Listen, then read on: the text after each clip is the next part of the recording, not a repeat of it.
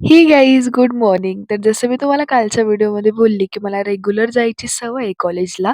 तर मला हेही सांगायचं होतं, की माझी आई ना कधी-कधी मला टोमणेसुद्धा देते.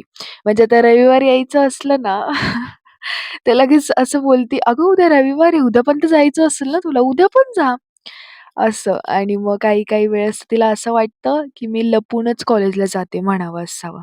कारण तुला कामं वगैरे नको करायला, मग तू चालली जाशील तर मग घरात मीच आवरते, असं-तसं.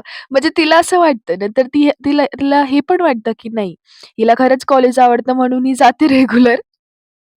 बट नाही का तिला असं फील होतं. बट आता मी तिला काय सांगू, मी ऑलरेडी एवढं स्ट्रगल करून कॉलेजला जाते आणि तिला असं वाटतं, की मी खरंच कामापुरता हे मी करतेच काम असं पण.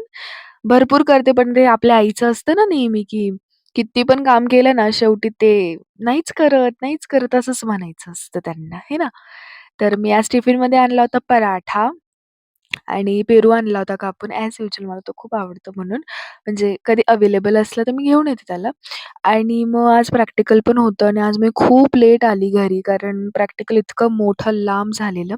आणि येताना ना आठवतं का तुम्हाला कारगिल दिवस होता आज म्हणून आहे ना येताना ही एक स्कूलवाल्यांनी दिंडी काढली होती असंच म्हणावं, काय माहिती. असो, छान वाटत होतं बघायला.